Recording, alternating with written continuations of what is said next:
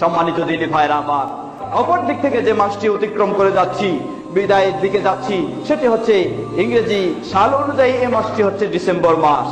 অতি আফসোসের সাথে বলতে হয়, আজকে আমরা যারা রাসূলের অনুসারী বলে দাবি করি, যারা আজকে আমরা ইসলামের অনুসারী বলে দাবি করি, ডিসেম্বরের 31 তারিখ শেষ হলেই সেই রাতটিকে স্বাগতম জানানোর জন্য, নতুন বর্ষকে স্বাগতম জানানোর জন্য, সেই সূর্য পূজারীদের মতো সূর্য পূজার জন্য আমরাও আজকে দেখবেন 31-এর পরেই 1 জানুয়ারির রাতকে কিভাবে স্বাগতম করার জন্য, স্বাগতম জানানোর জন্য এই মুসলিম নামধারী মুসলিম পরিচয় দিয়ে সূর্য পূজারীদের মতো তারাও সেই পূজায় লিপ্ত হয়ে যায়, বলার অপেক্ষা রাখে না।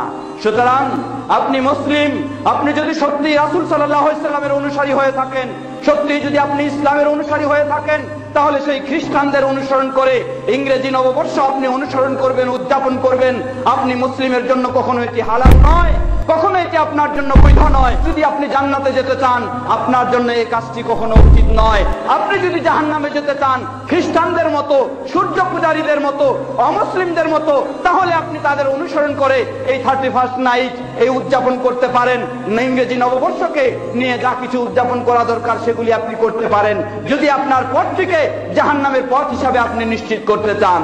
সুতরাং কোন মুসলিমের জন্য কখনো হালাল নয় খ্রিস্টানদের অনুসরণ করে ইংরেজি নববর্ষ পালন করা, কোন মুসলিমের জন্য হালাল নয় মুশরিকদের অনুসরণ করে বাংলা নববর্ষ পালন করা।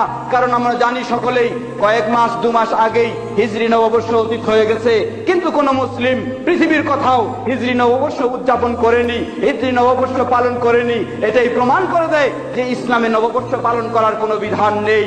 আপনি যদি সত্যি মুসলিম হয়ে থাকেন, আপনার জন্য কখনো এটি হালাল নয়, কখনো এটি বৈধ নয়। আপনি যদি নিজেকে মুসলিম বলে দাবি করে থাকেন, তাহলে এটি আপনার জন্য অবশ্যই হারাম।